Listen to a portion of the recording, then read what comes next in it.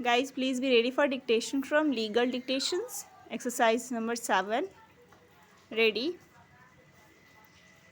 Sri Gupta further argued that in the present case, what was prayed for was a writ of quo warranto, and in fact, the election of the appellant was not called in question.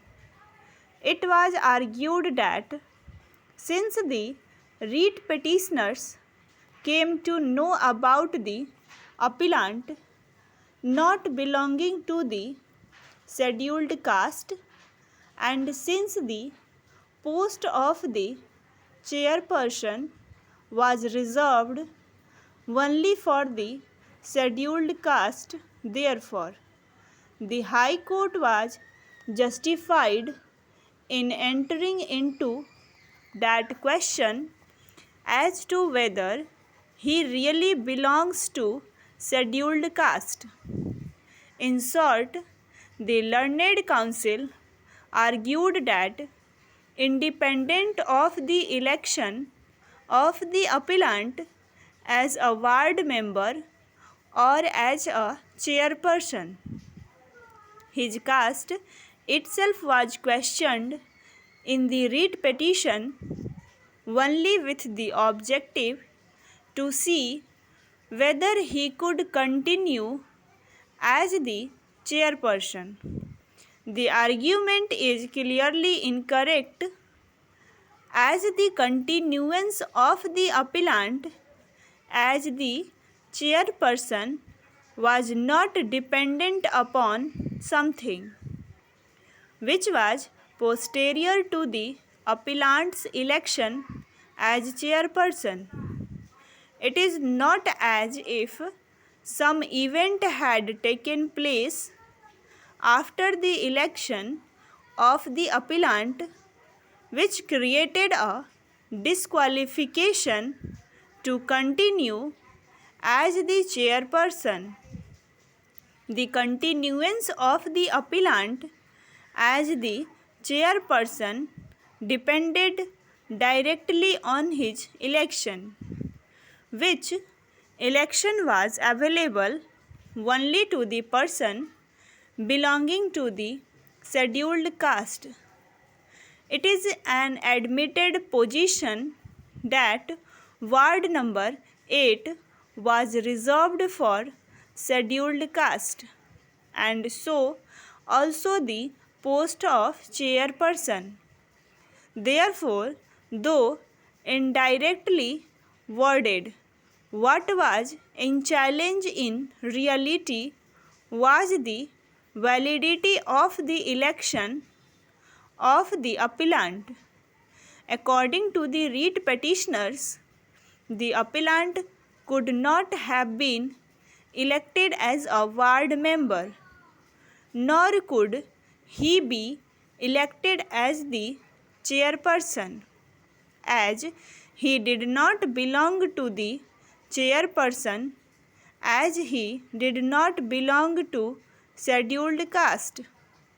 We can understand the eventuality where a person who is elected as a scheduled caste candidate renounces his caste after the elections by conversion his some other religion.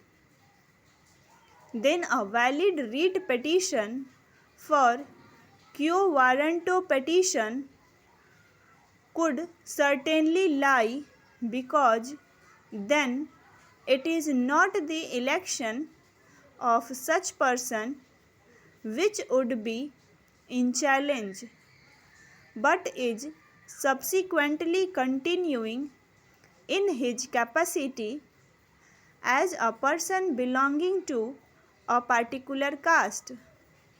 The counsel for appellant rightly urged that the question of caste and the election are so inextricably connected that they cannot be separated.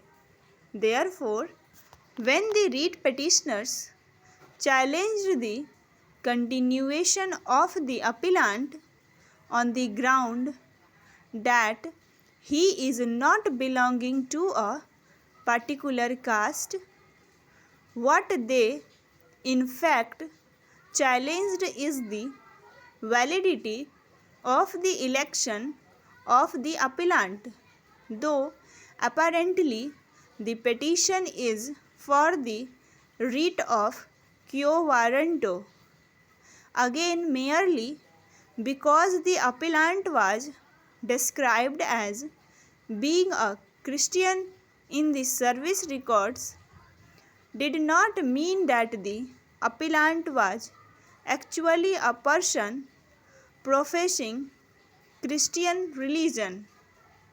It was not, after all, known as to who had given those details, and further, as to whether the details in reality were truthful or not.